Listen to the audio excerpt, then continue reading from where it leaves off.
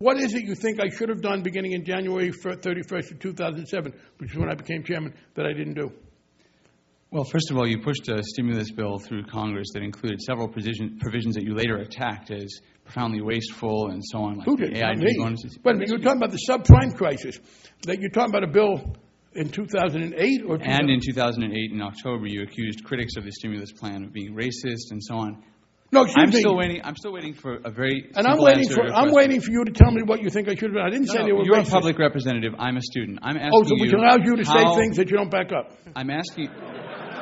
It does allow me to ask you a question. I'm waiting for you to explain how much, if any, responsibility do you think you... Well, I will take this.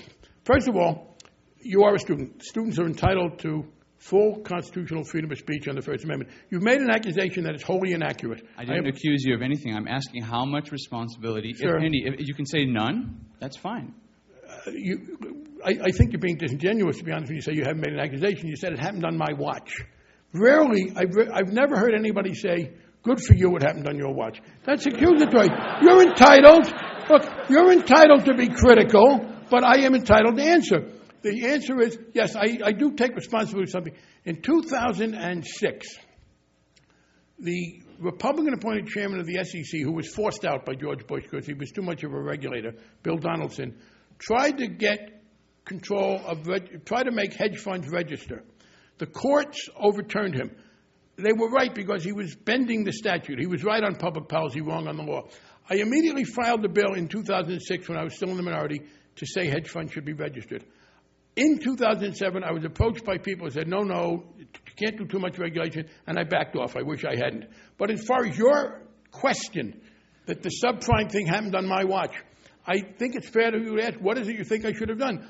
You said, well, I was critical of a stimulus bill a year later, but that didn't cause the subprime crisis. My criticism of the stimulus bill, people say, oh my God, he's being critical, let's default. I don't understand. The point, excuse me, here's what happened on my watch.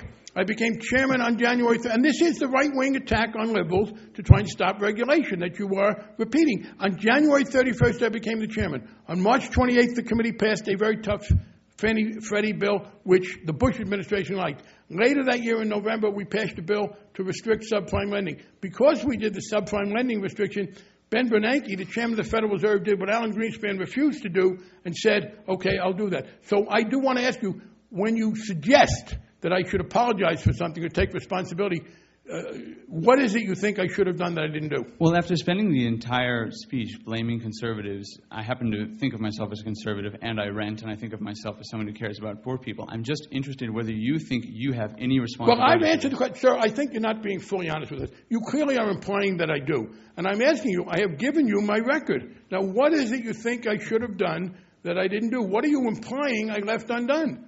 It does seem to me a fair question to ask, given the way you asked your question. Well, for example, I think that instead of using the TARP money to simply roll through AIG and use it to pay out other banks to which it owed other obligations, you could have monitored that before you chose to give them $700 billion. Well, here's the deal. You're totally wrong on your facts. Congress did not vote to give AIG that money. What happened, again, by the way, that happened in September of 2008, well after the subprime crisis hit us. In September of 2008, the chairman of the Federal Reserve, Mr. Bernanke, and this is an example of the right-wing's effort, frankly, to try and change the subject from getting regulation. Stop labeling him. Just answer the question. I am labeling. I think labels are important. And I think that there is a systematic right-wing attack to try and divert the blame for that deregulation. In September of 2008, Chairman Bernanke of the Federal Reserve came to the Congress and said, didn't ask for advice, informed us that he had decided under a statute that had been passed in 1932 to lend $85 billion to AIG. There was no congressional involvement in that at all. It's at that point that the bonuses had been paid. Federal money, 2 days later, Secretary Paulson of the Bush administration and Chairman Bernanke came and said, if you don't give us authority for $700 billion, there will be terrible problems. We gave them authority for $350 billion with some restrictions. We told them they couldn't spend the second $350 until there was a chance for Congress to vote. But neither of those could arguably have anything to do with cause the subprime crisis. Now, I do believe that statute from 1932 is excessive in the power it gives the Federal Reserve and should be changed. But I don't understand.